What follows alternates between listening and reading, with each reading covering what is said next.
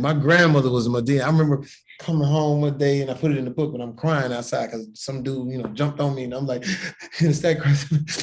That, and she said, boy, what's wrong with you? I sit down there. So he did whatever I said. She said, but hold on. And she put on a muumuu. And we walking down the street because we're in a little small town of Terrell. And as we're walking in that muumuu on the right side is swinging something like this. So what's in our pocket? Found out what was in her pocket. She pulled out a 38 and knocked on the door. And the people came to the door. She said, hey, listen, let me tell you something. This boy's special. He got something. God got him. Now don't make me have to have God get you because I'm not playing. And plus I raised you, as she told the lady. And I looked at it and I said, wow, this lady is willing to walk through a burning building for me because she understood that I had something. I'm especially interested in why you felt like a book about fatherhood, especially from a Black father, was so important to put out there. I'm gonna tell you why. My circumstance, my daughters, maybe in a funny way, I could break down some of those doors that guys have when they feel like the mother is in first place because it is a daughter. And so therefore, how do I get over there? How do I talk to her? And I said, no, walk through that. Walk through that. Make sure you're not denied to have that relationship with your daughter because later on in life, it blooms so well. And I say, get in there early, talk about uncomfortable things early, make a joke out, however you need to do, whether it's boys, sex, whatever it is, talk early, because at the end of the day, what really is up against women at all times? Men. We affect your life all the time. And we make you wear makeup, we do all of these things, we tell you what to do. And so who else to be able to tell you what men are like other than me, a person who is that? And so that's why I felt it was necessary to do, and it was fun being able to write this book with my daughter. With my daughter's like, in shouting distance away. First of all, it kept me in check. When I write a story about something I thought happened with me and my daughter's like, that ain't happened like that. I said, it is. But I thought, you sounded like you the hero. So they would make sure that everything was authentic. And the other part of it was I was able to do the book the way I wanted to do it. It's the way I talk, the way I sound. There's no preservatives, and really happy about it.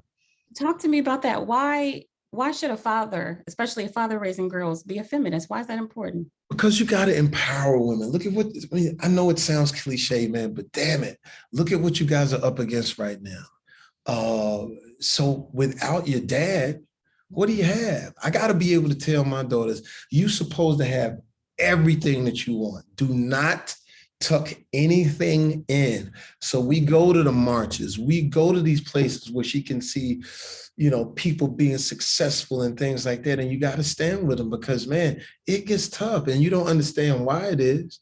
But when I look at my little daughter's eyes and my youngest, my oldest, I say, hey, I want y'all to be able to have the opportunity to have everything in life. You can be president. You can do all of these different things. And if you don't have men standing with the daughters, man, it gets tough out there. It gets tough, and it seems like nobody's hearing you and things like that. So I got to jump in like that because I look at the emotional potholes that was left with me, with my parents, and they weren't around. But I still have my adopted parents. But I look at those things and I say, hey, I don't want any emotional potholes for my kids, and I don't want them ever wondering, can I have this and can I? Maybe I'll go take all that. And a common saying in our household was, I'm not your little friend. Yeah. But in your book, you almost kind of debunk the effectiveness of that.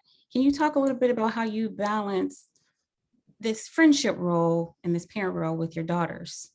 Different times. We needed that when we were coming up because the world was different. And so, your grandmother didn't want to be your friend and things like that, but they came from a different place. And I appreciated that. But then when I got my own kids, I realized I didn't have to use these words. I know you ain't coming here with alcohol in your breath. I know you ain't coming in. I didn't have to do all those things.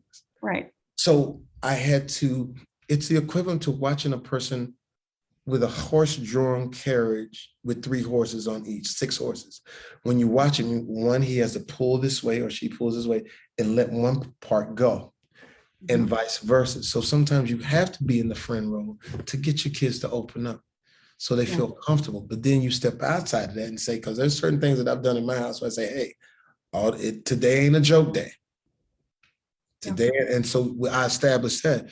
But without that friendship component, especially as a father, I can't get in there and talk about some of the intimate issues that may be bothering her, what's going on with her body, what's going on with her, whatever it is that she's dealing with, something she's seen on the internet or whatever. So you have to have a little bit of both. Doesn't mean that our parents didn't have it right. They had it right at that time, but now, things have changed. Can you talk about some of the biggest mistakes you feel like you've made as a parent? And just trying to make it, trying to set up my life so they could, but not being there when I need to be at times, and then showing up and being the Disneyland dad. Like, oh, let's just go to Disneyland. Mickey will fix it. Mickey, y'all love Mickey, right? Get some popcorn, get on the rides. And they're just like, all right, we'll do that. But I learned with my oldest daughter that was a mistake. And then here we are in a therapist's office. And first I bucked that, man, black people don't go to no dang therapist. Black people going to a therapist. She says, Dad, come on. So I end up going to the therapist. I'm talking too much in the therapy. The therapist is like, could you just listen for 2 seconds? Yeah, go ahead. And then to hear my daughter go, I didn't like you. I didn't like you. You were this person to everybody else. But Disneyland, you didn't have to do all that. Just show up, be there when you say you was going to be there. And that allowed me to get perspective and say, oh, you're right. And it increased our bond with my oldest daughter. And my oldest daughter was gracious in allowing the mistakes that I made to be made up with my youngest daughter. And now she calls, my youngest daughter, or sometimes my youngest daughter will hit her like, yo, what's up with this dude? I'm trying to connect. And she's like 10, like, what's up with this dude, right? And so to see them have their relationship, their banter back and forth about this dude who's, they know that I love him, but they constantly are like, yo, just listen to us and we'll make it. And I learned that my kids are not bad kids, they're ready-made. All I gotta do is add water with this, and so I'm blessed in that sense.